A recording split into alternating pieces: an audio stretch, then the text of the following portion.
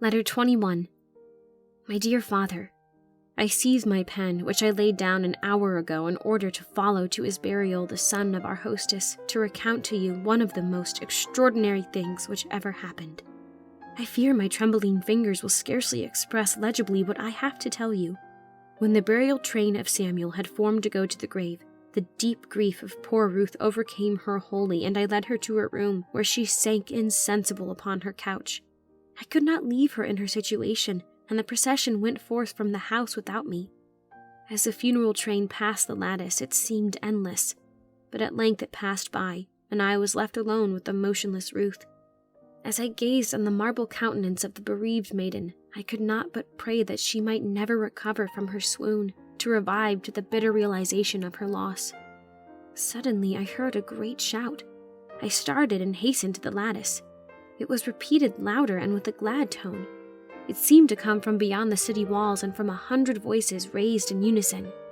I knew that the housetop overlooked the walls, and seeing Ruth moved not, I ascended rapidly to the parapet, the shouts and glad cries still increasing as I went up. Upon reaching the flat roof and stepping on the parapet, I saw coming along the street towards the house, with the speed of the antelope, Elic, our Gibeonite slave.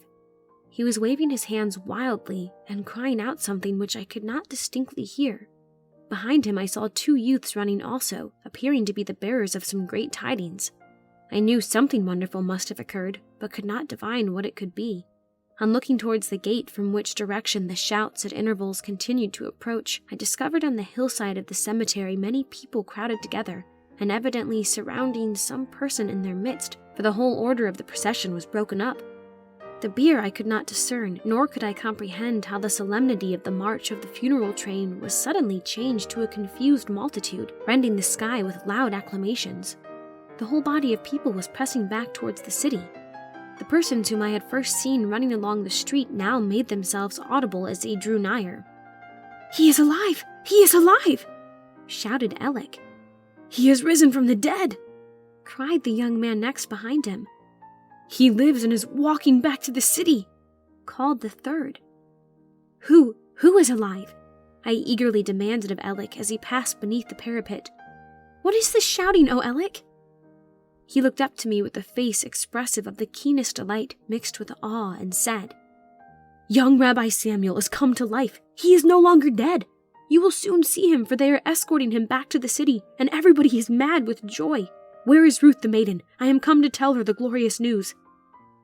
With emotion that I cannot describe, hardly believing what I heard, I hastened to Ruth in order to prevent the effects of too sudden joy.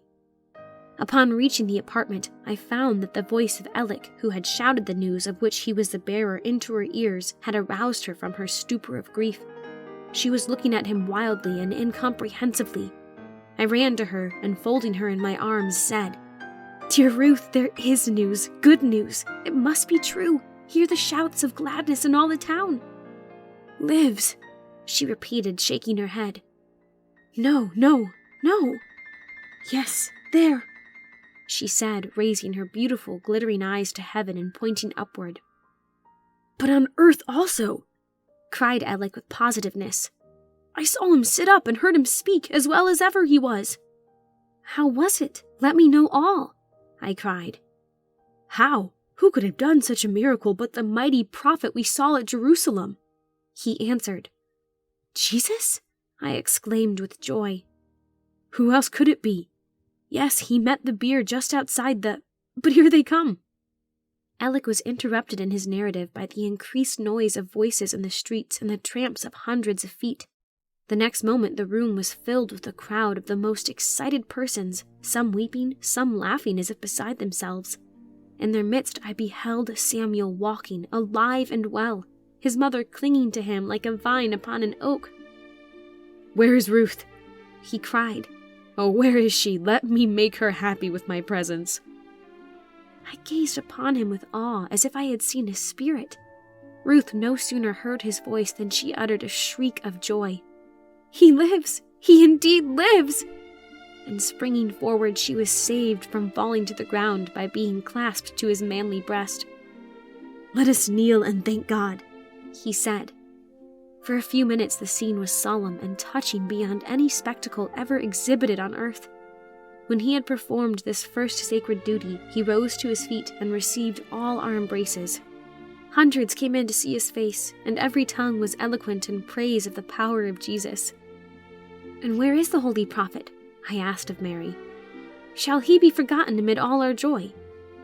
"We thanked him there with all our hearts and bathed his hands with tears of gratitude," she answered. "But when they would have brought him into the city in triumph, he conveyed himself away in the confusion, and no one could see aught of him. But John, who was with him, told me he would come into the city after quiet was restored by and by, and he would bring him to our abode." "Oh, I shall then behold him and thank him also," I cried. "Make known to me, Mary, the particulars of this wonderful miracle." "As we went weeping forth," said Mary, "slowly following the bier and had passed the gate, we saw, coming along the path through the valley leading to Tabor, a party of 12 or 13 men on foot.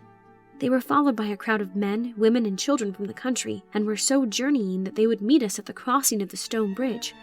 Hearing someone say aloud, 'It is a prophet of Nazareth with his disciples,' I looked earnestly forward, and joyfully recognized Jesus at their head, with John walking by his side. 'Oh, that Jesus had been in Nain when thy son was sick,' I said to the widow, pointing him out to her as he and his company stopped at the entrance to the bridge. Recollecting how he might have prevented her son's dying had he been in Nain, the poor lady could no longer command her grief, and covering her face with her veil, she wept so violently that all eyes were piteously fastened upon her.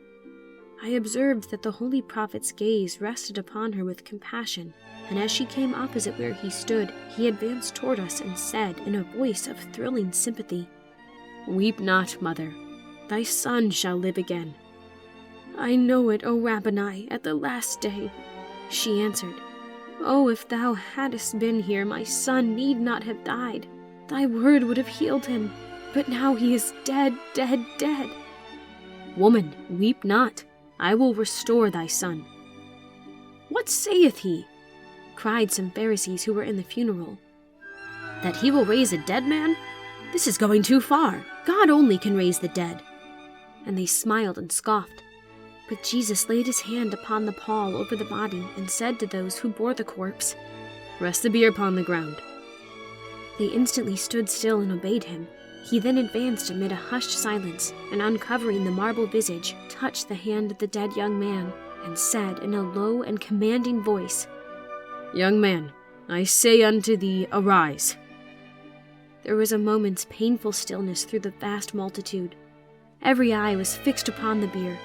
The voice was heard by the spirit of the dead, and it came back to his body.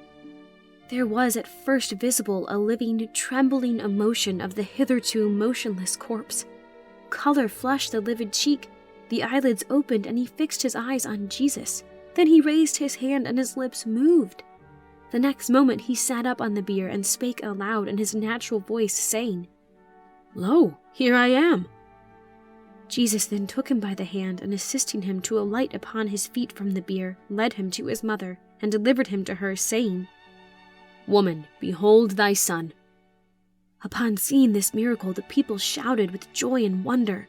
'God has indeed visited his people Israel. A great prophet is risen up among us. The Messiah has come, and Jesus is the very Christ, with the keys of death and hell.' I sought out Jesus to cast myself at his feet, but he shrunk from the homage and gratitude which his mercy to us had awakened. Thus humility is an element of all power. Such, my dear father, is the narrative of the restoration to life again of Samuel, the son of Sarah, widow of Nain. This miracle has caused hundreds this day to confess his name and to believe in Jesus as the anointed Shiloh of Israel. Many of the doctors have been to see Samuel through the day and have put profound questions to him touching the state of the soul out of the body, but he could give them no satisfaction, all appearing to him like shining fragments of a gorgeous vision. Mary is tomorrow to become the bride of John, and Jesus will be present at the wedding, for while he severely rebukes sin and folly, he sanctifies by his presence the holy rite of marriage. On the eve of the 8th day from this I shall depart hence with John and Mary for Jerusalem, whence I will write you again. Your loving daughter, Adina.